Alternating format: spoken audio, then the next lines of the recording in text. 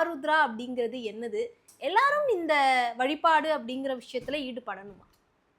இது ஒவ்வொரு முருக பக்தர்களும் சிவபக்தர்களும் அறிந்து கொள்ள வேண்டியது.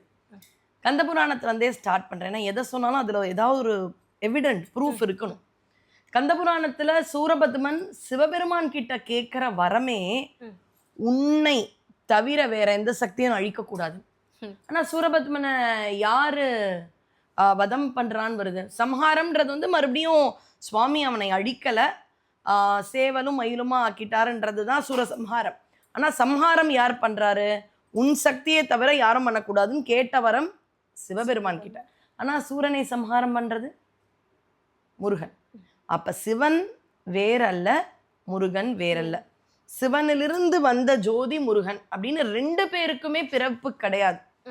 டேட் ஆஃப் பர்த் இருந்தாதான் டேட் ஆஃப் டெத் அப்படின்னு இருக்கும். 2 பேருமே பிறவாதவர்கள். சிலப்பதிகாரம் அந்த மாதிரி பழம்பெரும் காப்பியங்கள்ல சிவன் பெரியவர், பிறவா யாக்கை பெரியோன்னு சிவபெருமான சொல்றாங்க.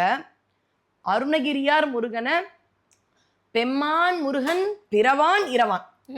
அப்ப 2 பேருக்கும் பிறப்பும் கிடையாது, இறப்பும் கிடையாது. 2 பேரும் சுடர் வடிவமான ஆமா. அண்ணாமலையார் தீபமும் சுடர் தான். தீபமங்கல ஜோதின்ற முருகனும் சுடர் தான். 2 பேரும் நெருப்பான நெருப்பு. அப்ப 2 சக்தியும் வேறல்ல. நான் முருகனா ரசிக்கிறேன் கலியுகத்துல ஏத்துக்கலாம்.